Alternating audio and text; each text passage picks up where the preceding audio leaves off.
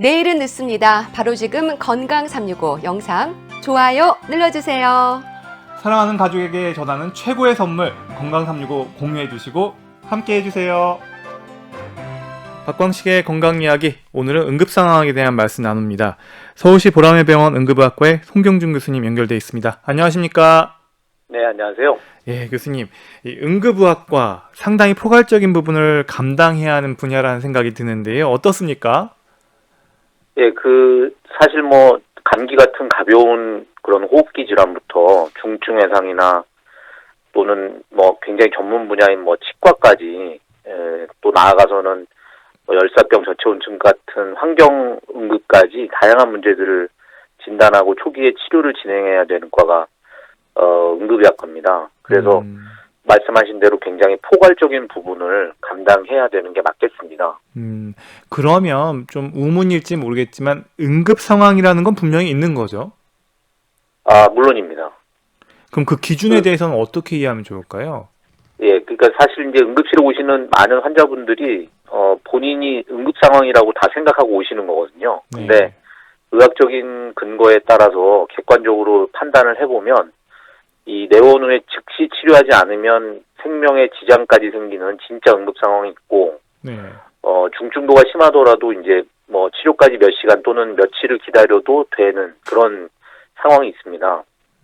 사실 우리나라의 경우에는 이게 이제 모호하기 때문에 응급의료에 관한 법률에 응급 증상과 또 응급 증상에 준하는 증상을 비교적 자세히 이제 정해놨거든요. 이걸 한번 확인해 보시면 도움이 되겠고, 하지만 실제로 여기에 정해놓은 증상들도 진단을 해봐야지 알 수 있는 경우가 많아서 만약에 걱정이 되신다면 사실 진료가 필요한 게 맞겠습니다. 그러니까 그런 어떤 기준들을 좀 참고하면 좋을 것 같다는 얘기신데요. 그럼 네네. 응급실을 찾는 환자들 중 상당수가 사실 응급하지 않은 비응급 환자의 경우도 많다고 들었어요.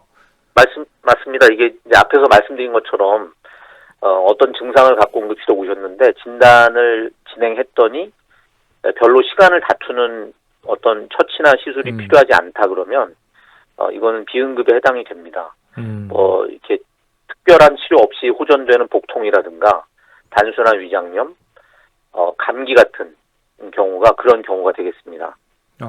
그러면 이제 그럴 때 생기는 문제들이랄까요? 결국 이제 이런 부분들을 이야기하는 거는 어떤 문제들이 있기 때문에 지적이 나오는 것 같은데요.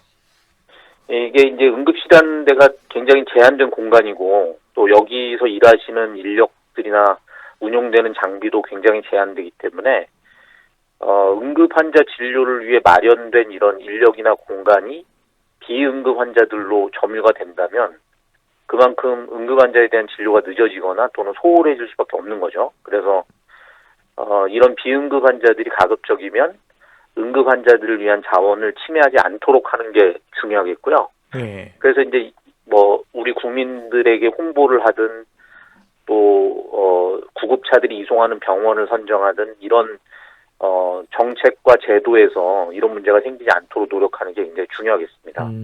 그럼 외국의 경우는 어떤가요? 좀 우리가 눈여겨볼 만한 것들이 있나요? 글쎄 이제 제가 저도 외국에 가보면서 이제 몇 가지 경험했던 거를 좀 말씀드릴 수 있을 것 같은데요. 일단 일본 같은 경우는 중증 응급센터, 우리로 따지면 권역 응급센터 수준이 되면 구급차로 오는 환자 말고는 진료를 하지 않습니다.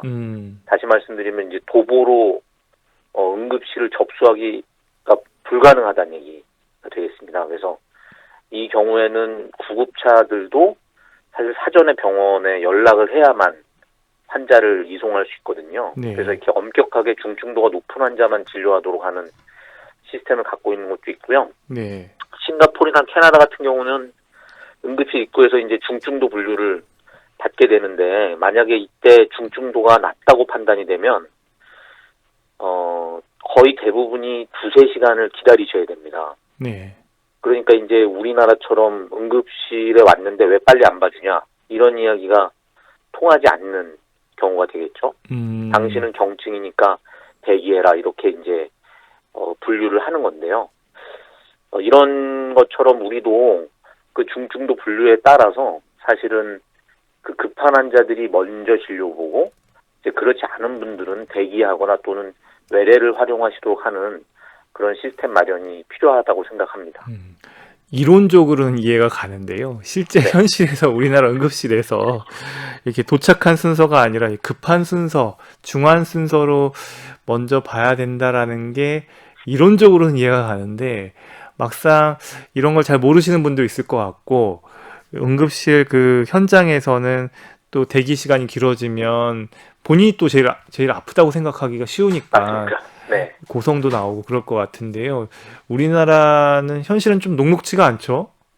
그런 부분이 사실 가장 현장에서 어려운 부분이라고 하겠죠. 그러니까 뭐 아무리 그 환자분이 먼저 오셨어도 나중에 온 심정지 환자, 호흡정지 환자, 뭐 심한 아나필락틱 쇼, 그러니까 뭐 심한 알러지 환자 등등 이런 치료가 이제 우선 필요한 환자들을 의료진들이 집중해서 보게 되면 이 먼저 오신 환자분들이 그런 네. 지금 말씀하신 대로 불평을 제기하시는 경우가 많이 있습니다.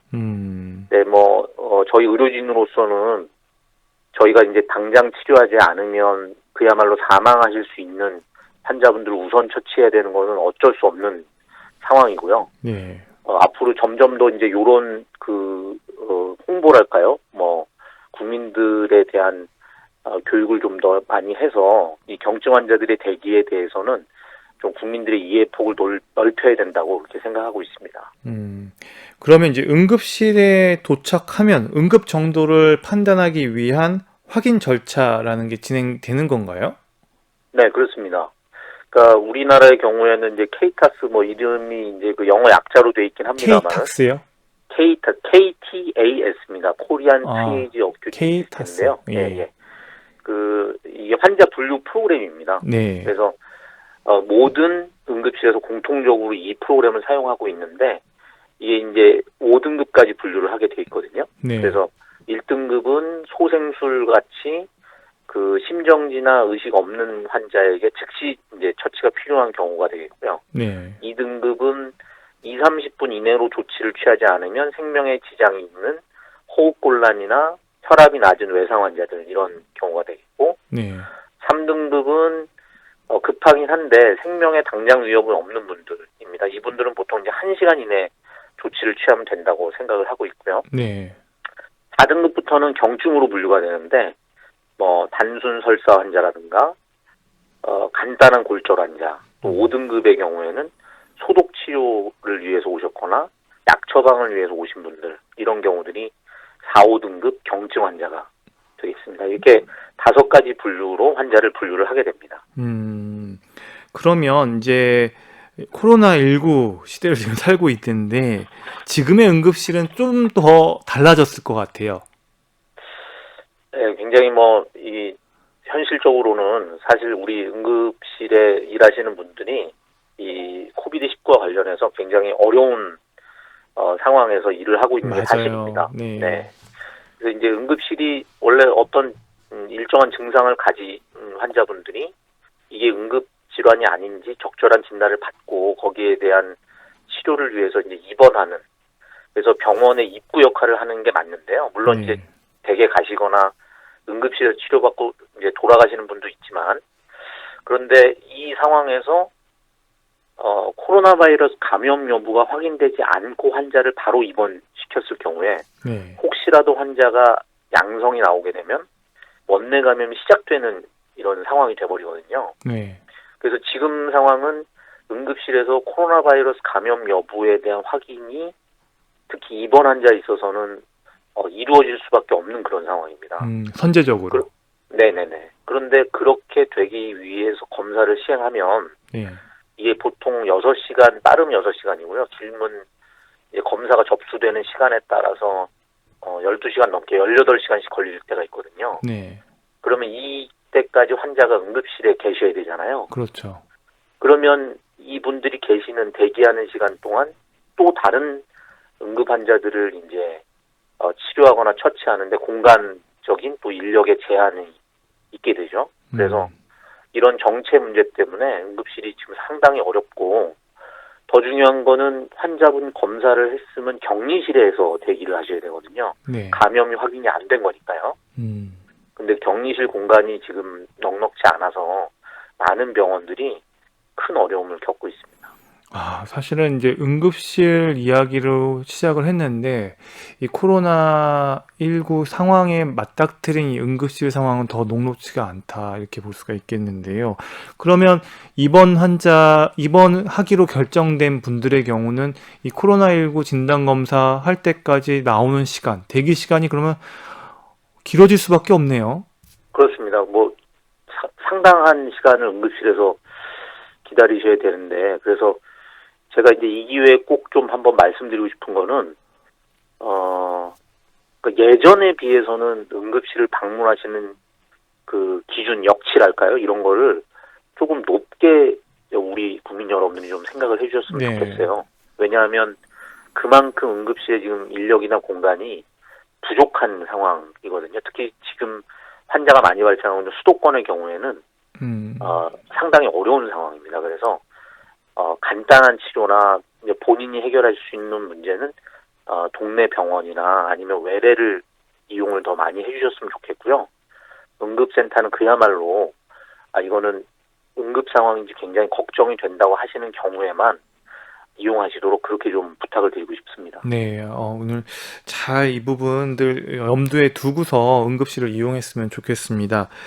또 이제 응급실과 관련해가지고, 네. 예전에는 또 이런 것도 있었던 것 같아요. 이제 입원하려면 응급실로 바로 가라. 뭐 사실은 네. 다른 거 다 예약하고 기다리고 이런 거 너무 오래 걸리니까 바로 좀 아프면 그냥 응급실로 가라라는 말도 있었던 게 코로나19 이전에는 좀 더 이야기가 있었던 것 같은데, 이런 부분에 대해서는 좀 어떻게 조언이 가능할까요? 이제 보통 큰 병원에 입원하고 싶으신 분들이 요런 지금 기자님 말씀하신 대로 이렇게 응급실을 활용하려고 하시는 경우가 많고, 사실 본인이 어떤 치료를 위한 병을 갖고 있다면 하루라도 빨리 이제 입원하고 싶으신 건 당연하겠죠. 하지만 네. 외래에서 입원이 예정돼서 대기하고 계셨다면 요거를 하루 이틀 당기려고 응급실에 오시는 거는 정말로 이제 하셔서는 안 되는 행동이고요.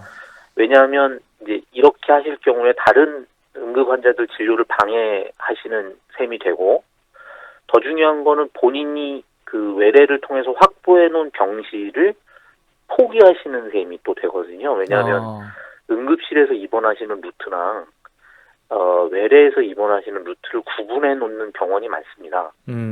그렇기 때문에 응급실에서 새로 이제 병실 확보의 과정을 밟게 되는 건데, 네. 그게 더 빠르다는 보장은 없거든요. 네.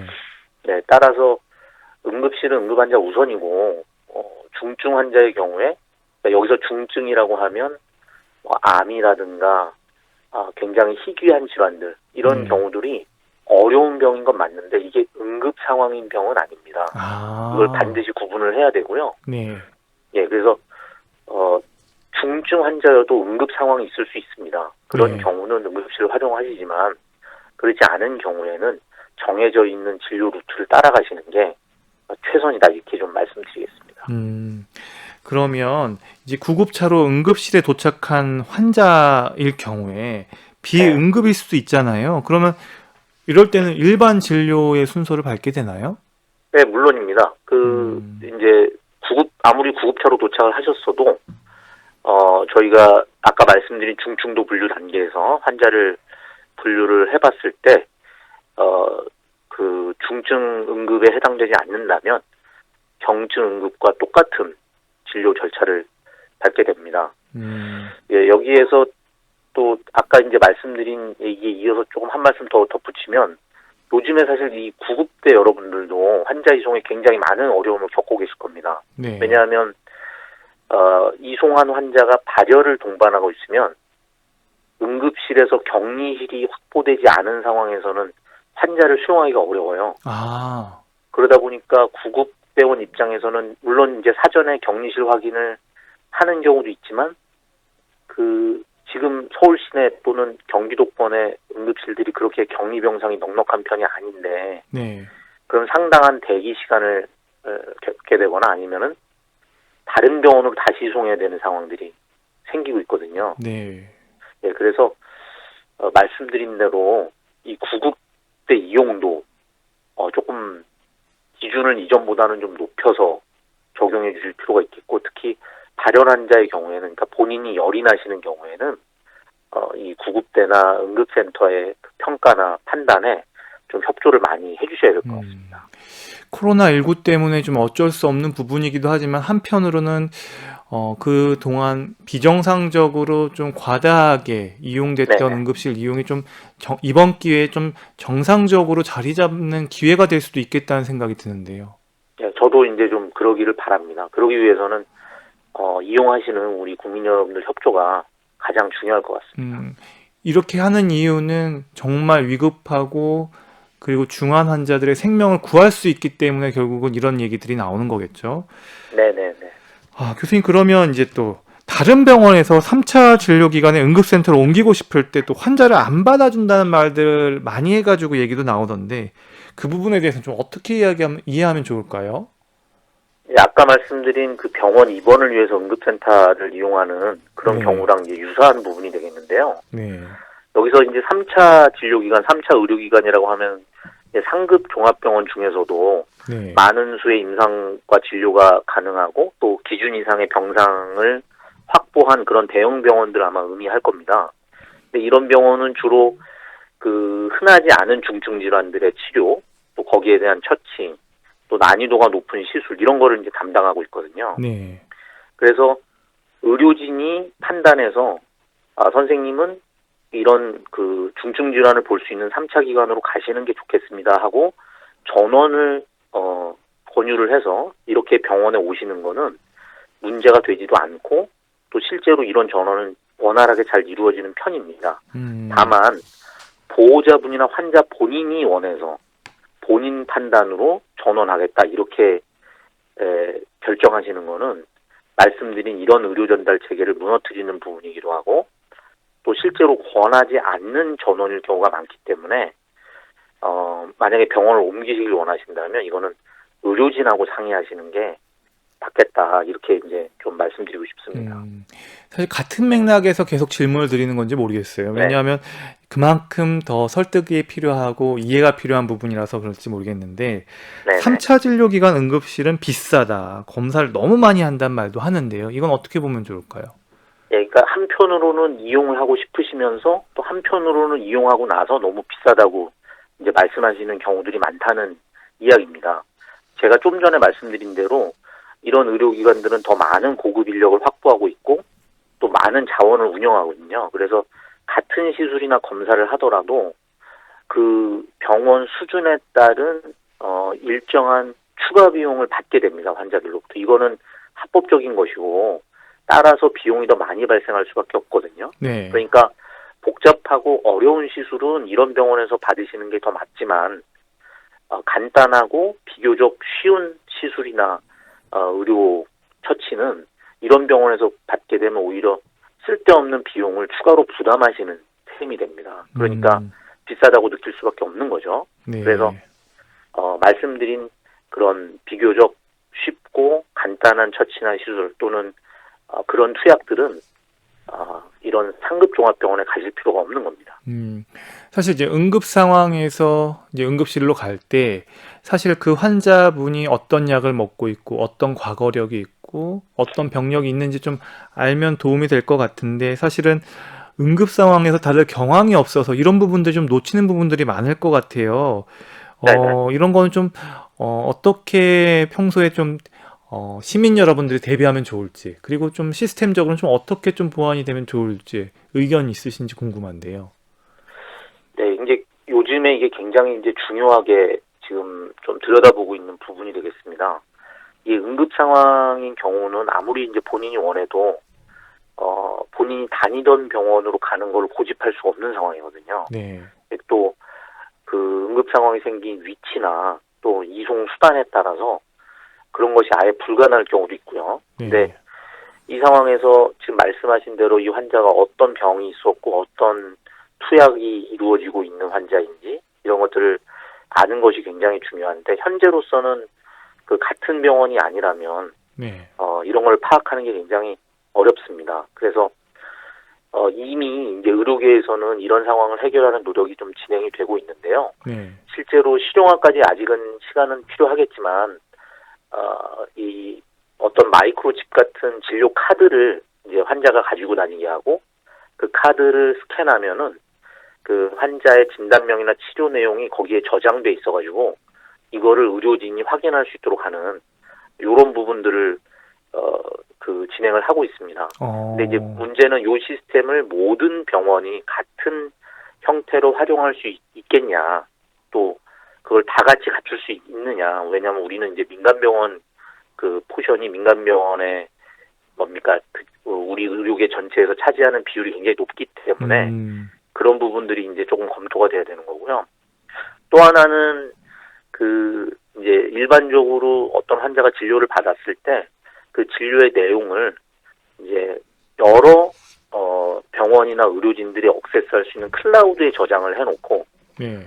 그 환자의 동의가 되었을 경우에 의료진이 거기에 액세스해서 그 클라우드에 저장되어 있는 진료 기록의 요약본을 볼 수 있도록 하는 이런 시스템인데요. 이게 이제 최근에 주목되고 있는 의료 데이터 공유 프로그램입니다. 이거를 확장하게 되면 구급대원도 환자의 일부 그 의료 내용을 볼 수 있기 때문에, 근데 문제는 이제 이것이 굉장히 민감한 개인 정보가 될 수 있어서 이걸 어떻게 보안을 확보를 하면서도 지금 말씀드린 위급 상황에서는 정보를 공유할 수 있도록 하느냐, 이런 숙제가 좀 남아 있기는 합니다. 하지만 다양한 나라에서 또 다양한 시스템에서 이런 걸 마련하려는 노력이 지금 경주되고 있다고 그렇게 말씀드릴 수 있겠습니다. 긍정적인 부분하고 부정적인 부분 다 이렇게 얘기를 해주셨는데요. 네네. 그러려면 조금 더 이해가 필요할 것 같아요. 무슨 얘기냐면 질병이나 수술 이력, 그 개인에 복용하는 약, 이런 것들이 사실 응급 상황에서 그게 사실 뭐 무슨 도움이 될까 하는 질문도 있을 것 같아요. 왜냐하면 당장에 지금 뭐 사고나 어떤 뭐 심장 문제나 이런 부분, 그 부분만 들여다보면 될 것 같은데 왜 이런 정보들이 왜 필요한 거죠? 이게 실제로 생명을 구하는 데 도움이 되나요? 그게 이제 실제로 환자분이 어떤 응급 증상을 갖고 응급센터에 오셨을 때 우리 의료진이 가장 먼저 취해야 되는 그 순서가 환자한테 정확한 진단을 하는 거 아니겠습니까? 네. 그런데 그 진단을 해 나갈 때 가장 가능성이 있는 진단명부터 배제를 해 나가야 되는데요. 그 가장 가능성이 있는 진단명을 떠올릴 때 그 환자가 지금 가지고 있는 질병, 또 이전의 수술력, 드시고 계시는 그 약품들, 이런 것들을 연관지어서 설명할 수 있는 진단명이 가장 가능성이 높은 진단명이 되기 때문에 지금 제가 말씀드린 그런 환자의 이전 병력을 아는 것이 응급 상황에서는 더더욱 중요합니다. 그러니까 그래서 요런 그 자료들을 또는 내용들을 의료진들이 안다면 응급 상황에서 진단에 빨리 도달할 수 있게 되는 거죠. 그러면 응급 처치가 더 빨리 진행될 수 있기 때문에 그 분석해 설명드릴 수 있겠습니다.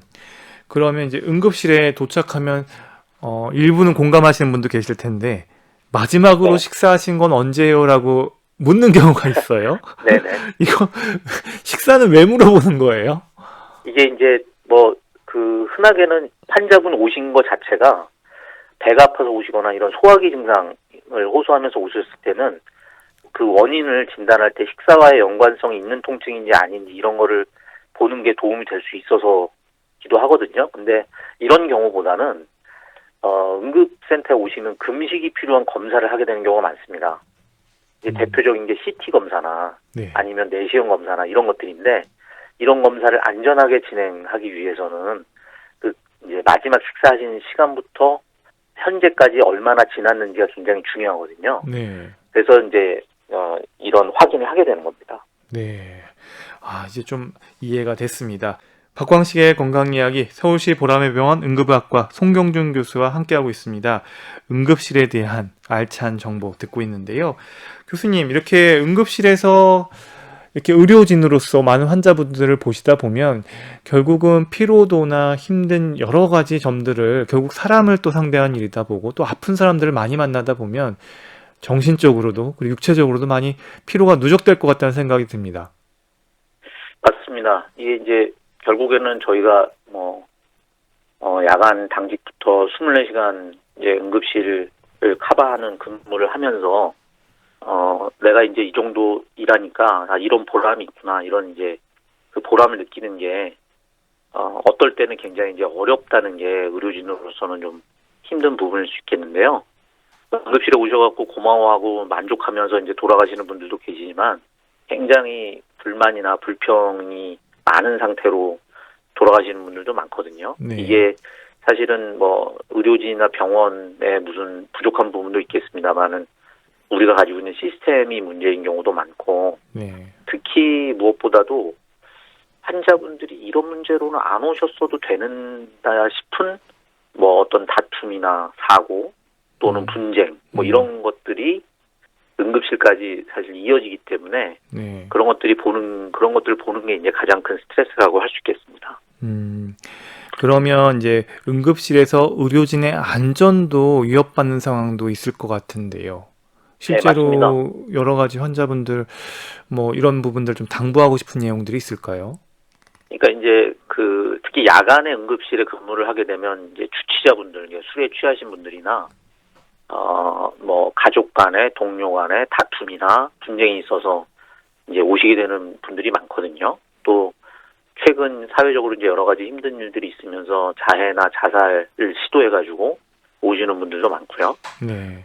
근데 어떤 경우든 이제 물론 환자분들의 경우는 그런 상황에서 굉장히 흥분된 상태로 응급실에 오시게 되지만 응급실은 여러 시민들이 그 응급진료를 받고 있는 공용 공간입니다. 그게 아무리 민간 병원이어도 이 사실은 바뀌지가 않는 거고 네.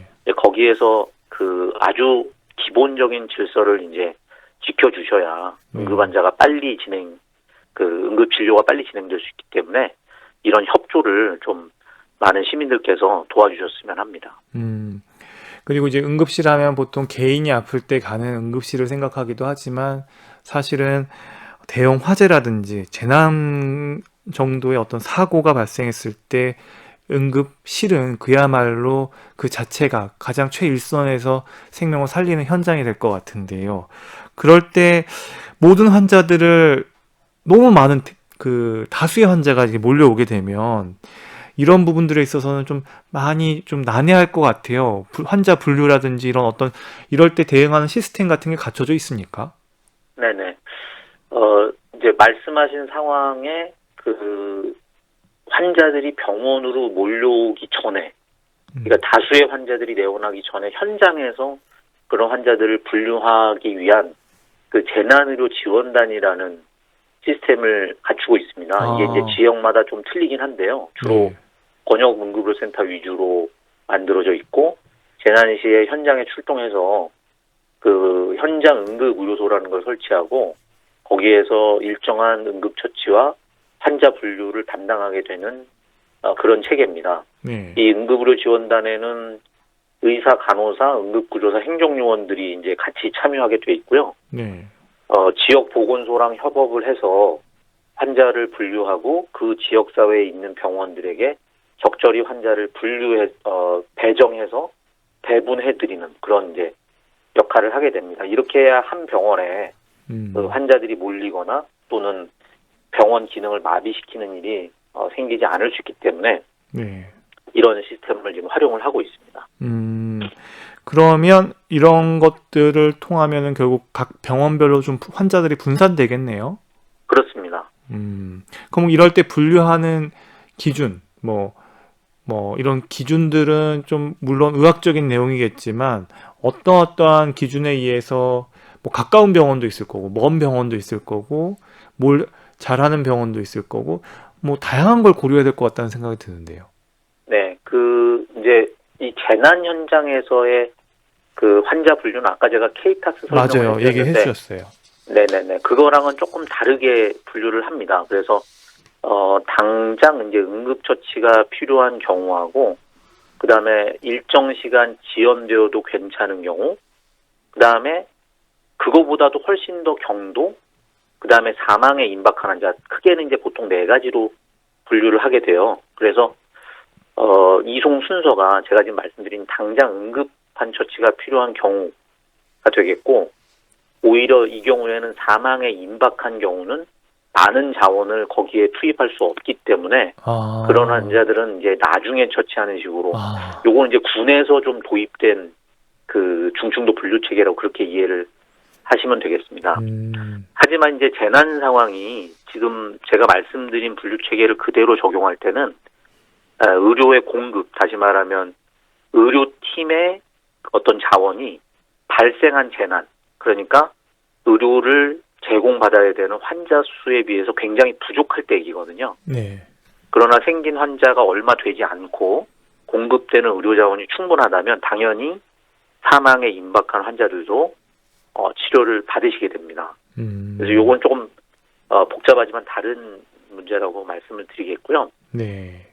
이 재난의료지원단이 현재는 중앙응급의료센터에 있는 재난 상황실의 통신망으로 지금 서로 연결이 되어 있습니다. 그래서 소방에서 이제 일정 규모 이상의 재난 상황이 접수가 되면 여기서 중앙응급의료센터 상황실로 이 재난 상황이 전파가 되고 네. 중앙센터에서 지역 재난응급의료 지원단을 출동시킬지를 결정하는 이런 시스템으로 이제 운영이 되고 있어서 우리나라에서도 재난 상황에 의료 지원단이 좀 신속하게 출동하는 이런 체계를 현재 갖춰가고 있다고 그렇게 말씀드릴 수 있겠습니다. 네. 교수님께 하나 더 이제 여쭤보는 건 이제 구급차에 대한 질문인데요. 사실은 네네. 구급차에 대해서 일반인들은 그냥 구급차는 하나만 있는 줄 알고 있는데 구급차도 좀 종류가 이렇게 좀 나눠진다면서요. 그리고 구급차에 대한 기준들이나 규정도 좀 복잡하고 까다롭다고 들었는데 이 부분에 대해서 좀 어떤 개선점이 필요한 게 있다면 말씀 부탁드릴게요. 네. 저희가 뭐 승용차도 그 자동차 회사나 뭐 자동차 또 상표도 여러 가지 있지 않습니까? 그래서 이렇게 다양하게 있듯이 구급차도 어떤 차를 베이스로 개조를 했는지 또 어떤 장비들을 장착할 수 있도록 시스템을 만들었는지에 따라서 여러 가지 종류가 있는 게 사실입니다. 네. 하지만 이제 우리나라에서는 구급차의 그 장비나 관리 또 구급차를 어떻게 운영하는지 등에 대해서 기본적인 요건을 응급의료에 관한 법률 또 여기에 연결되는 시행 규칙으로 규정을 하고 있어요. 그래서 구급차의 기준 및 응급환자 이송업의 시설 등 기준에 관한 규칙, 이름이 길고 어려운데 그러니까 여기서 구급차의 형태나 규모 또 내외부에 갖추어야 되는 기준을 명확하게 제시를 하고 있습니다. 지금 기자님 말씀하신 그 구급차 개선에 대한 여러 가지 의견들은 아마도 현재 구급차가 조금 공간 장비가 좀 부족한 거 아니냐. 그러니까 무엇보다도 환자 처치를 위해서는 너무 좁고 또 이제 구급차에서 할 수 있는 의료 행위가 별로 없는 거 아니냐. 이런 이제 문제 제기가 있어서 그런 것 같은데요. 지금 우리나라 현실에서 조금 더 공간이 넓고 또 여러 가지 장비가 장착할 수 있는 그런 구급차가 조금 더 연구되거나 만들어져야 되는 게 사실이다. 그렇게 생각합니다. 네. 교수님, 여러 가지 이제 응급실, 응급 상황 중에서 결국은 심폐소생술과 관련된 이야기가 빼놓을 수 없을 것 같아요. 심폐소생술은 현장에서부터 이루어지는 게 가장 좋죠? 맞습니다. 이제 일반인들한테는 이 심폐소생술이 낯설고 두려운 부분이 될 수 있어서, 하지만 이제 요즘에는 학교나 직장에서 이걸 배우시는 분들이 많이 계실 거예요. 네. 제가 이제 좀, 시민 여러분께 말씀드리고 싶은 거는 이 심폐소생술 관련해서 질병관리본부가 내놓은, 깨알누사라는, 이게 뭐 줄임말이라고 할까요? 깨알누사요. 깨알누사. 예. 그래서 이제 질병관리본부가 일반인들에게 심폐소생술 교육하는 내용을 만들면서 만든 단어입니다. 이게 그러니까 깨우고 알리고 누르고 사용한다. 깨알누사인데요. 이게. 네. 오. 그래서 예. 이제 환자분의 의식을 확인하는 단계, 그다음에 119에 신고하는 단계가 이제 깨우고 부분이 되겠고요. 알리고가 지금 말씀드린 119에 신고한다는 부분이 되겠고요. 그다음에 누르고가 분당 100에서 120회 속도로 성인의 가슴을 압박하는 깊이는 한 5cm 이상이라고 돼 있죠. 이렇게 심장 압박을 한다. 그다음에 마지막으로 이제 사용한다는 거는 자동 심장 충격기를 사용한다는 부분입니다. 네, 그래서 깨, 알, 우, 사 그 각각의 내용들을 이제 교육을 받게 되는 건데 말씀하신 것처럼 심폐소생술로 현장에서 그 환자를 살려가지고 응급실에 도착하는 경우가 예전에 비해서 굉장히 많이 늘고 있고 얼마 전에 사실 뉴스에도 나왔는데 KBS 아나운서분도 등산하시다가 이제 환자분 한 분 살려셔가지고 화제가 된 적도 있어요. 네. 그래서 이런 부분들을 주변에서 좀 잘 배워두시면 응급 상황에서 굉장히 뜻깊게 요긴하게 사용하실 수 있겠습니다. 그러니까 당황하지 말고 깨알누사 앞에 쓰러진 분 계시면 깨우고 알리고 네. 누르고 그리고 사용하고 이 부분들 꼭 기억해 두시면 좋을 것 같습니다. 네네. 교수님 그리고 시민 여러분들께 응급 상황에 대한 궁금증 저희가 들어봤는데 한번 들어보시고 또 답변 부탁드릴게요. 네네. 요즘 날씨가 더워지고 야외 활동이 많아지지 않습니까? 공원에 간다든지 산에 간다든지. 근데 작년에 겨울에 춥지 않아서 유충이 죽질 않아가지고 송충이도 많고 또 풀밭에 앉았을 때 진드기도 있고 또 벌에 쏘였을 때 어떻게 조치해야 되는지 그냥 뭐 막연하게 집에 있는 연고 정도 발라보고 했는데 효과가 없는 것 같더라고요. 그런 위험한 상황에서 어떻게 해야 조치를 할 수 있을까요? 궁금합니다. 산에 가서 등산하다가 갑자기 발목을 저질렀을 때에 움직일 수도 없는 상황이 올 때가 있더라고요. 너무 고생한 경험이 있습니다. 이럴 때 제가 한참 앉아있다가 혼자서 아주 힘들게 쩔뚝거리며 내려온 적이 있는데 앞으로 이런 응급상황을 대비해서 어떤 걸 준비하면 좋을지 스스로 할 수 있는 응급조치도 좀 궁금합니다. 급체를 제가 좀 잘해요. 근데 하루는 집에 가서 밥을 많이 먹은 것도 아닌데 조금 예민했을 때 이렇게 밥을 먹게 됐는데 순간 한 5분, 10분 정도를 지났나요?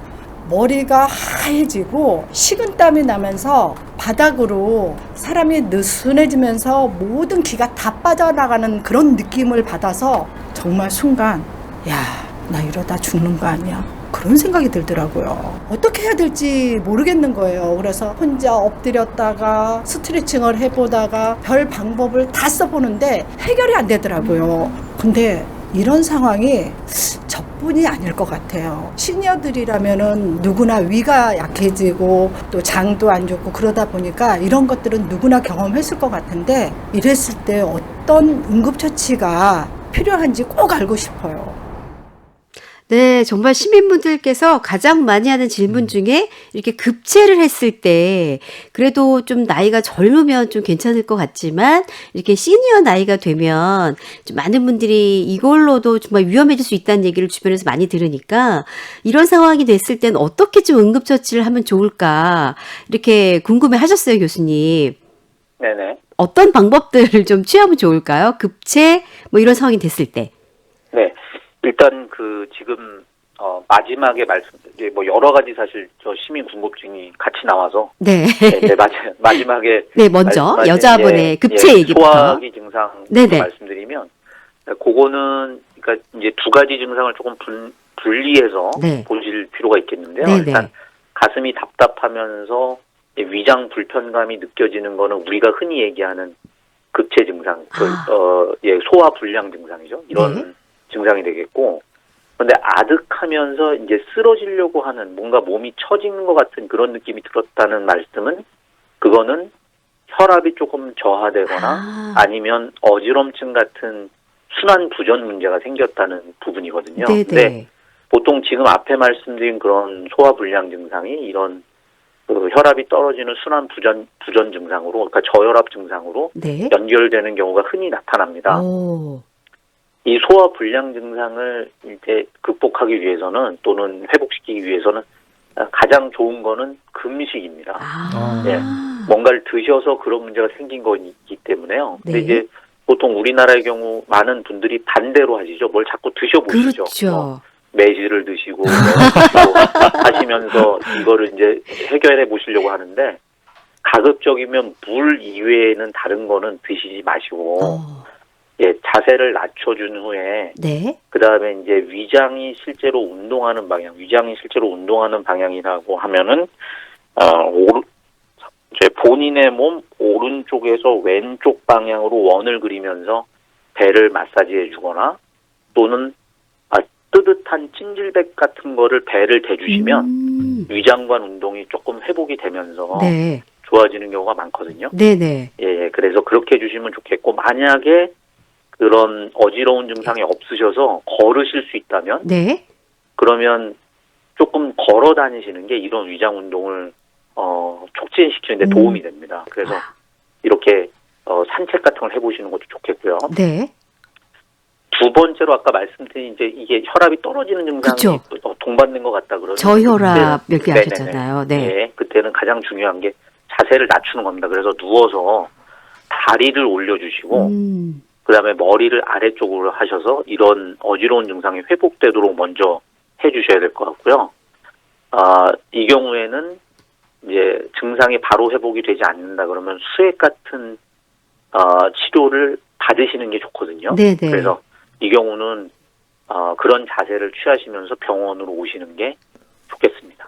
근데 보통 이게 시니어 분들이어서 이게 저혈압 증상도 같이 오실 수 있다는 얘기시네요. 네네, 맞습니다. 그러니까 급체만 있을 때는 말씀하신 대로 뭐 오른쪽에서 왼쪽 방향으로 돌려준다거나 물만 네. 드시는 이런 방향, 또 산책을 네. 한다거나 이게 도움이 되지만 아니면 따뜻한 찜질. 네네, 찜질팩. 근데 네. 이 저혈압이 왔을 때는 말씀하신 것처럼 우리 시니어분들은 더 조심해야 된다는 얘기신 자세를 낮추고 또 수액이라든가 그리고 또 이제 그런 것들을 좀 주의해서 신경 쓰셔야겠네요.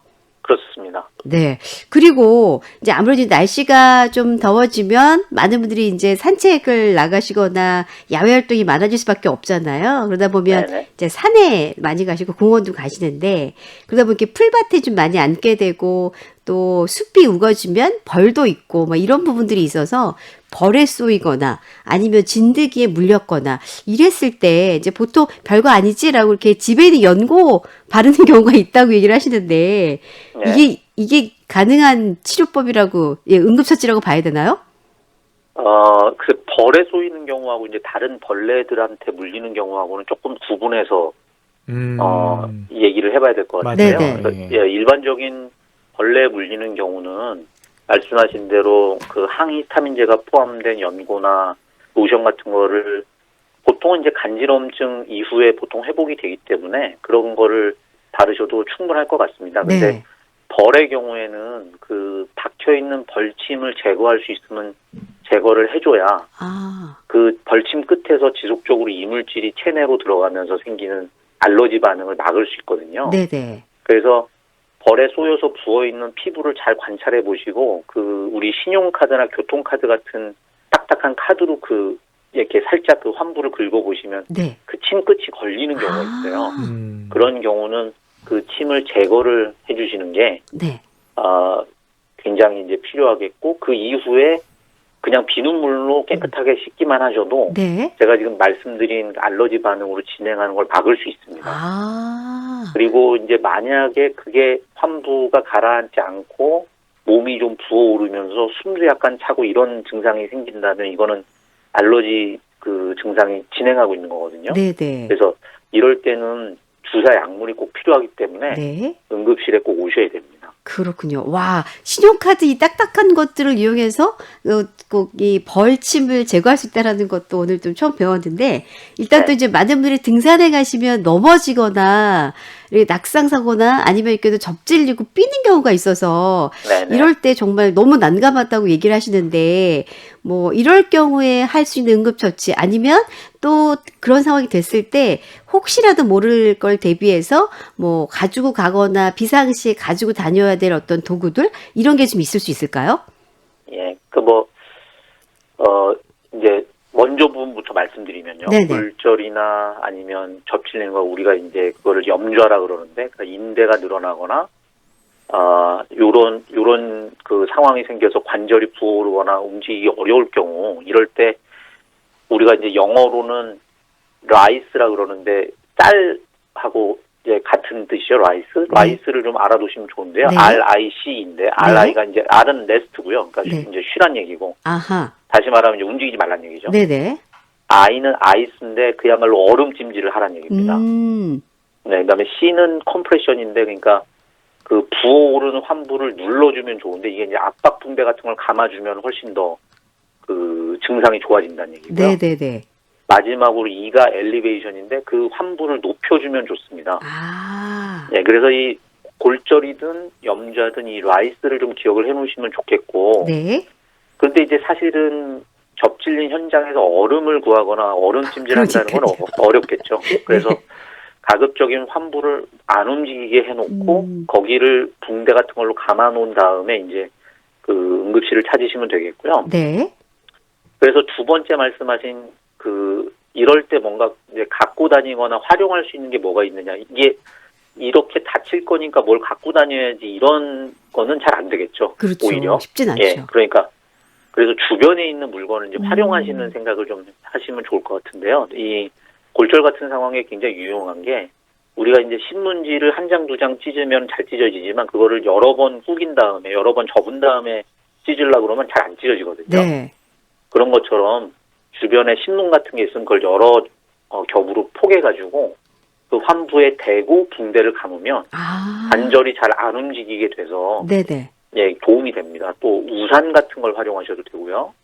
그것도 아니면 주변에 있는 나뭇가지나 작대기 같은 거를 활용하셔서 관절이 잘 움직이지 않도록 고정하는 거 이런 부분에 이제 활용하실 수 있습니다. 네, 오늘 뭐 라이스 잘 기억하면 될 것 같고 네. 또 신문지나 우산, 나뭇가지 이런 것들을 활용해라. 예, 잘 알았습니다. 네, 리포터 전세현 씨 감사합니다. 고맙습니다. 네, 오늘은 응급실에 대한 이해부터 시스템에 대한 조언, 그리고 응급 상황일 때 처치법까지 서울시 보람의병원 응급의학과 송경준 교수님으로부터 말씀 잘 들었습니다. 교수님 오늘 말씀 고맙습니다. 네, 감사합니다.